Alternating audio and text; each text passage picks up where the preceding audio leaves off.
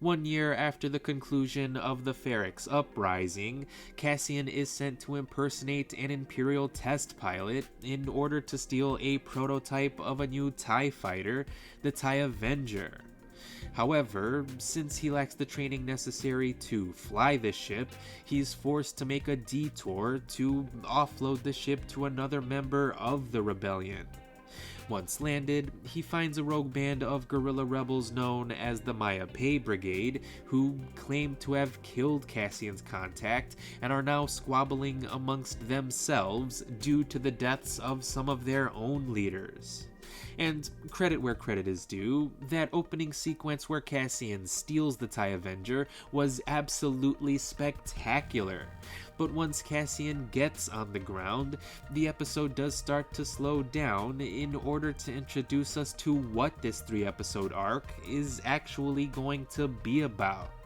Speaking of which, Cassian's friends Bix, Brasso, and Will are working as undocumented farmers in fear of being detected by the Empire, while on Chandrilla, Mon Mothma is preparing for her daughter's arranged marriage, which is already complicated in and of itself, but is made even worse from the fact that her business partner, Tay Kolma, admits that his financial and social prospects have turned sour as a result of their dealings, and that he's considering selling her out to the Empire. Meanwhile, director Orson Krennic oversees a secret meeting of Imperial officers to discuss how to forcefully mine an entire planet of its resources, even if that means destroying the planet itself and destroying the lives of the residents that live there. So, the first episode back features undocumented workers who are in fear of being deported or imprisoned by the same government that is okay with committing genocide on a foreign planet. I mean, talk about woke. Where are all the crybabies who usually complain about how political themes are ruining Star Wars? I guess they don't see any problem here, since Andor is a guy and his story is being run by a guy. Whatever.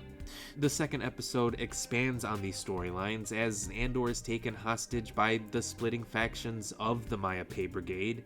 Bix, Brasso, and Will arrange to be sent to a different part of the planet since Imperial officers arrive to audit all of the workers' papers, and Mon Mothma discusses the possibility of Tay Kolma's defection with Luthen, who says they should try to pay him for keeping silent about the rebellion. So the second episode is definitely a lot slower than the first one, but it is still a pretty engaging episode nonetheless. But as Cassian is able to escape the Maya Pei Brigade, who are revealed to be on Yavin 4, he makes contact with Luthen's assistant, learns that his friends are in danger, and immediately flies off to go help them. Meanwhile, we also learn that Dedra and Cyril are now a couple, and that they actually live together. Which is like, what? Maybe I should have rewatched season 1 before starting this new season, but I was under the impression that Dedra didn't like Cyril at all. So how the hell did this happen? I mean, I definitely see why Cyril likes Dedra. She's just as confronting and demanding as his mother is. But what the hell does Dedra see in Cyril? The fact that he's an Imperial loyalist to the core and his worm-like demeanor will allow her to mold him into whatever she wants him to be? I mean, I guess, but whatever the case may be, their clearly toxic relationship does allow for some humorous levity in episode 3, especially as the couple have dinner with Cyril's mother. On Chandrilla, Mon Mothma's daughter Leda is officially married to Stekken Skolden, which kicks off a roaring celebration featuring some really good house music. But not everybody is having fun and celebrating, because as Bix and the others prepare to leave the farm, Bix is sexually assaulted by one of the Imperial officers, resulting in a bloody fist fight, which is pretty dark and mature even for this show. But I respect the hell out of Tony Gilroy for pushing the envelope with his Star Wars series. But as Cassian finally arrives to help, Brasso is shot by a surviving trooper and dies, which sucks because he was a good man.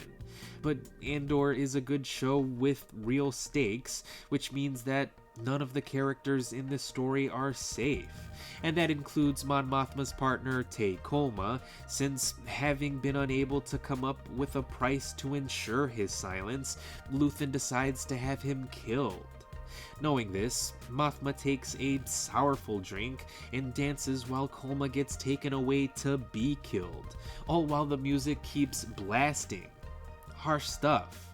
But it was a great way to set the tone for this season. And even if these weren't my favorite episodes of the series overall, I can't deny that it definitely felt good to be back in this corner of the Star Wars universe. The performances were all outstanding, the writing was impeccable, and the visuals were absolutely fan-fucking-tastic.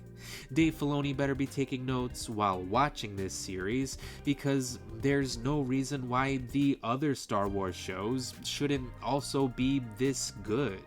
I just wish that Disney was releasing these 3 episodes a little earlier in the evening, since I finished them around 11 and gotta wake up at 5 in the morning to be at work on time, and that really sucks. But that's my own personal cross to bear, since I'm not going to not watch this series as soon as it drops, especially since it's quality Star Wars content. So I'm definitely looking forward to seeing the next 3 episodes of Andor Season 2 once they get released on Tuesday.